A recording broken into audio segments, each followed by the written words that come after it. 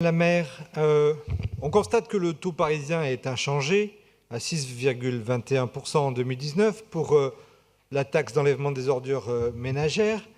Cependant, on constate aussi, et c'est écrit noir sur blanc dans les exposés des motifs, que les règles ont un petit peu changé et que la taxe doit aujourd'hui prendre en compte l'enlèvement des ordures ménagères et la taxe de balayage sur son territoire, de façon à additionner les dépenses et les recettes qui sont liées à ces deux missions.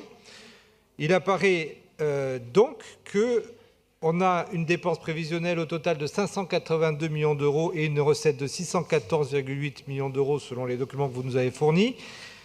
Or, la taxe sur les ordures ménagères ne doit pas financer les autres recettes de la ville. Et donc, on se retrouve avec un solde de 32,8 millions d'euros, qui est un solde de plus de 5% du montant des dépenses.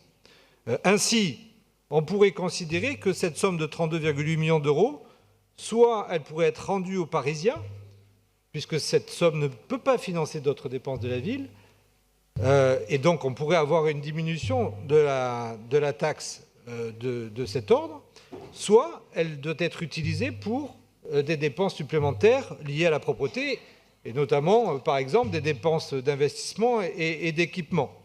Mais dans tous les cas, on ne peut théoriquement pas considérer que cette somme doit rester une réserve pour le financement des autres projets de la ville. Merci de votre attention.